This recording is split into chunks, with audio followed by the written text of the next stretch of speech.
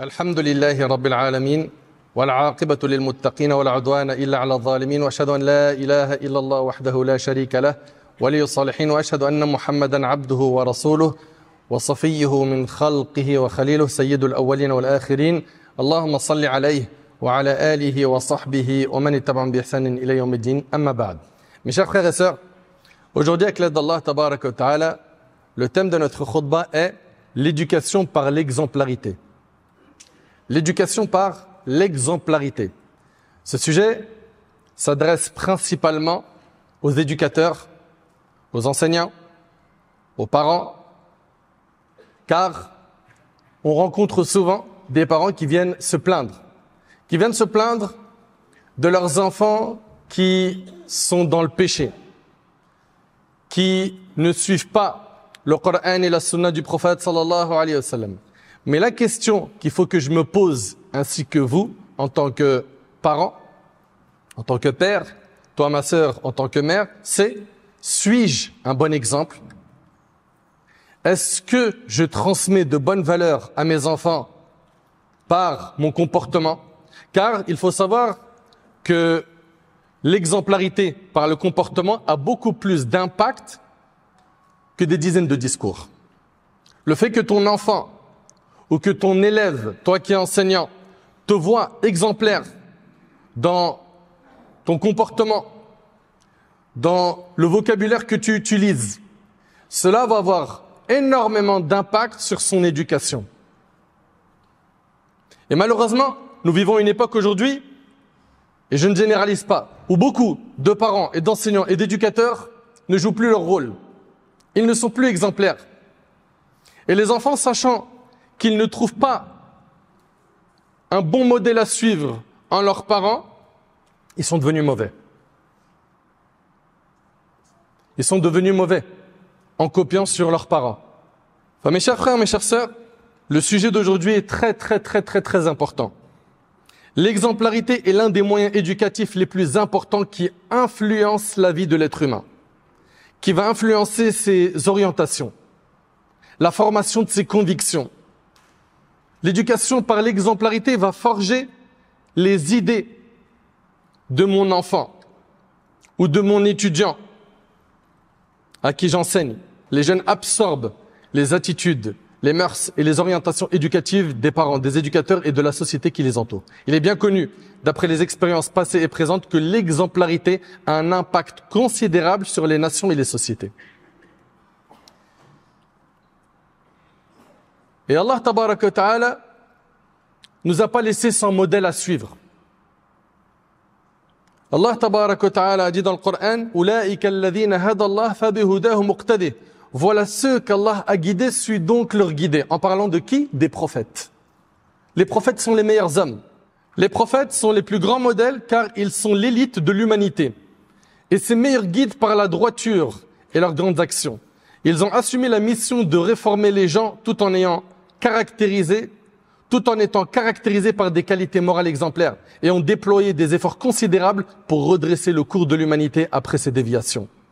Et lorsque l'on regarde dans l'histoire de l'humanité, le meilleur exemple qu'a connu la terre est notre bien-aimé Muhammad sallallahu alayhi wa sallam. Notre prophète Muhammad sallallahu alayhi wa sallam, Allah tabarak wa ta'ala dit dans sourate Al-Ahzab: laqad kana lakum fi rasulillah uswatun hasana. Vous avez en la personne du messager d'Allah un excellent modèle. Si nous on suivait le prophète alayhi salatu wassalam dans notre comportement, on deviendrait exemplaire. On deviendrait exemplaire. Et lorsqu'on regarde, que l'on médite sur la biographie du prophète sallam, on trouve une diversité d'aspects exemplaires dans sa vie bénie. Cela a influencé ses compagnons et a produit une génération unique et bénie qui s'est répandue à l'est et à l'ouest, portant les flambeaux de la guidance et du bien pour les gens à travers l'appel, l'orientation, l'enseignement, la miséricorde et en les guidant vers les voies du bien.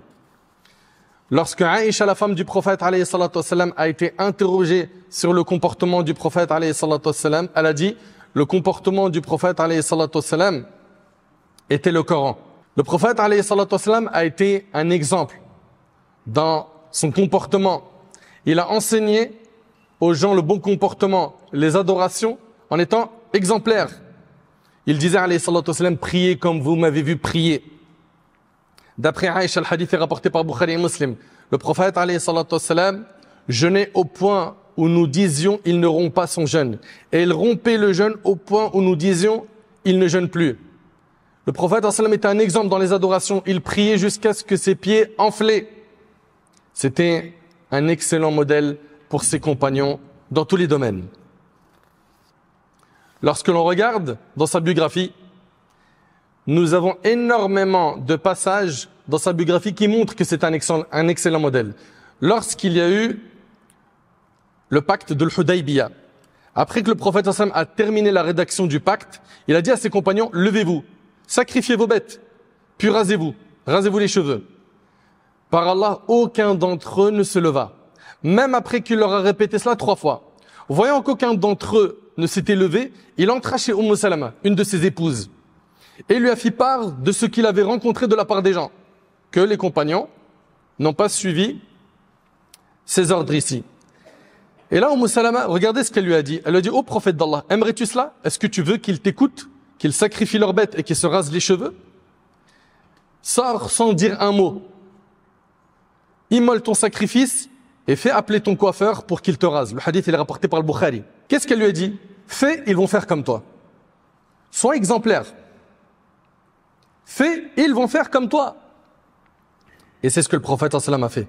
Il sortit, ne parla à aucun d'entre eux, immola son sacrifice et fit appeler son coiffeur pour qu'il le rase. Lorsqu'ils virent cela, ils se levèrent, immolèrent leur sacrifice et commencèrent à se raser les uns les autres. Comprenez donc que l'éducation par l'exemplarité a énormément d'impact, plus que celle des paroles.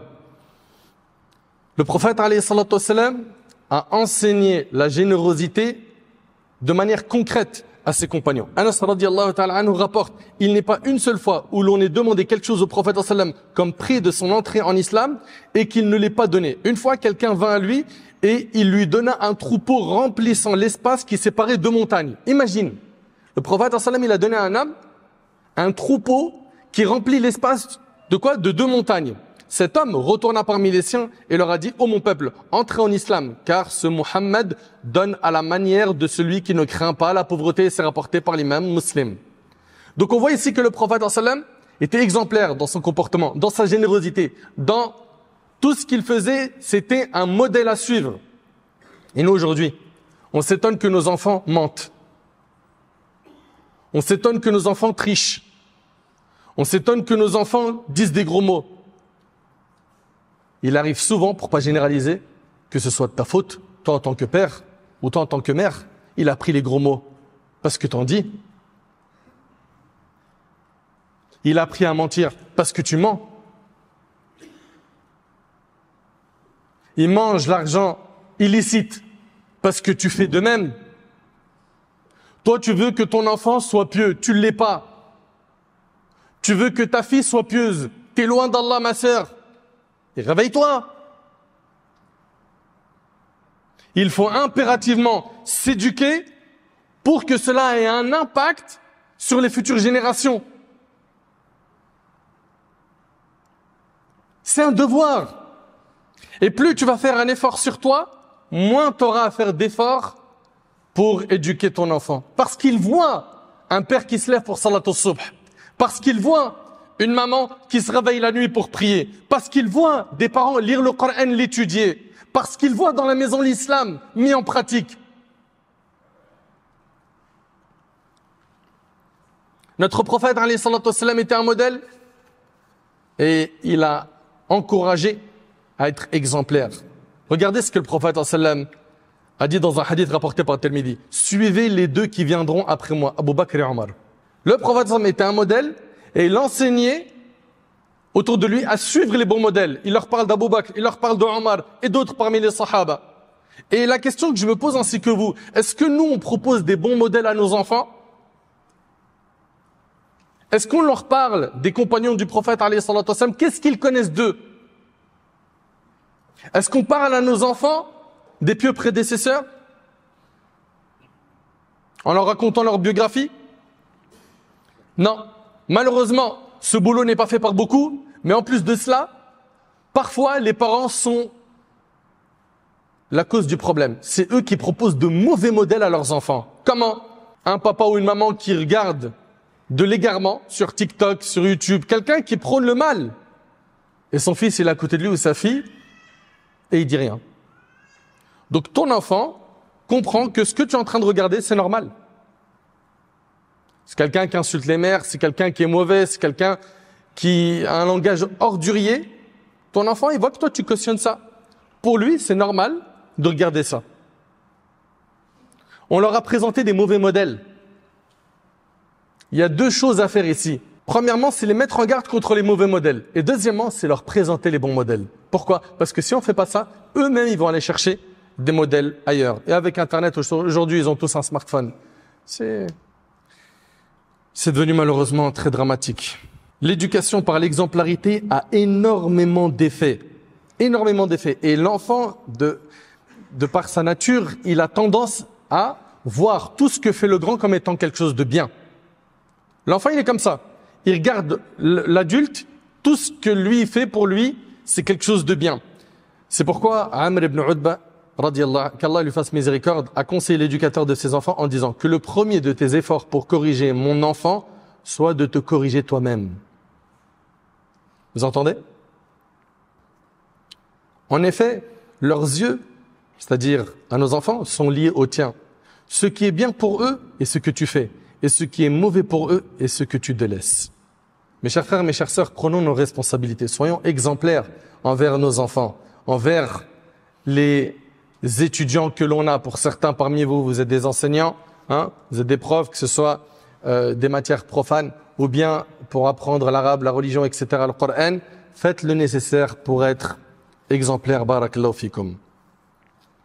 Et pour que tu puisses être exemplaire, il y a des ingrédients. La première chose, c'est que tu sois sincère. Sincère en faisant ça pour Allah subhanahu wa ta'ala.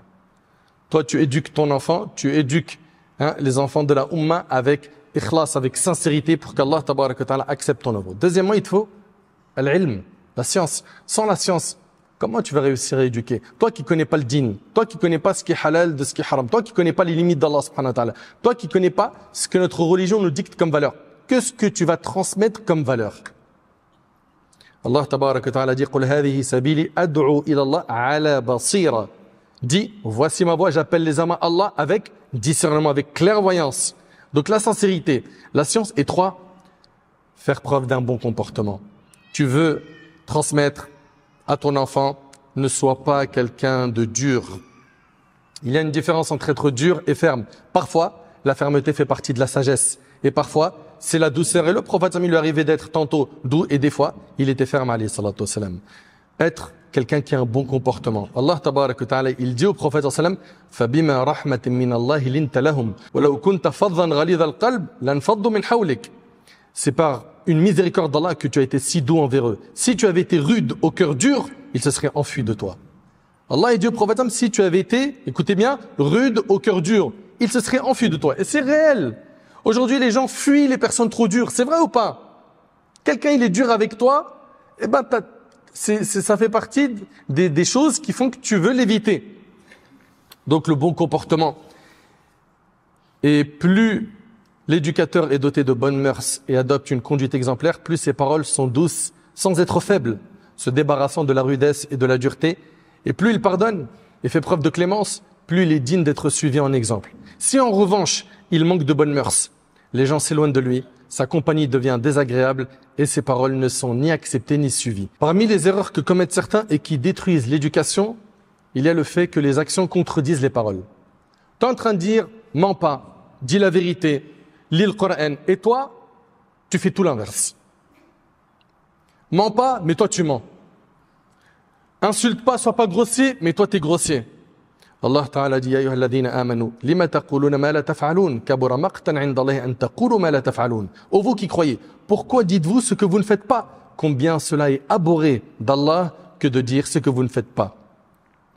Notre bien-aimé alayhi salatu wassalam, il nous a enseigné à être exemplaire. Le prophète sallam a dit dans le hadith rapporté par Bukhari et Muslim sur Ibn Omar, réservez une partie de vos prières à vos maisons et ne faites pas de vos maisons des tombes. C'est-à-dire quoi? Priez des prières surrogatoires chez vous. En faisant cela, ton entourage le voit, tes enfants le voient. Et ça, ça a un impact sur leur éducation. Cela a un impact sur leur éducation. Aux parents et aux éducateurs de veiller à l'exemplarité dans leur vie afin que les enfants et les proches puissent les prendre pour modèle. Mes chers frères, mes chères sœurs, j'insiste sur 2 points. Aujourd'hui, on a énormément de faux modèles qui sont présentés sur les réseaux sociaux. Sinon, on ne fait pas le nécessaire pour mettre en garde nos enfants, nos jeunes, contre les fléaux de ces mauvais modèles. Ils risquent de les suivre, les prendre pour exemple et d'adopter leur comportement. Il est de notre devoir de leur dire, faites attention, car en suivant ces gens-là, vous allez être comme eux dans tel péché, tel péché, tel péché, telle chose qui met en colère Allah subhanahu wa ta'ala. Et en même temps, ça ne suffit pas de lui dire, ne suis pas ça, il faut impérativement leur montrer qui sont nos modèles, les prophètes, en leur enseignant leur biographie, afin qu'ils s'imprègnent de la biographie des prophètes, qui les prennent pour modèle, les compagnons du prophète, les tabi'in, les savants de notre umma qui ont marqué l'histoire. J'implore Allah subhanahu wa ta'ala de faire de nous des modèles. J'implore Allah subhanahu wa ta'ala de faire de nous des personnes exemplaires.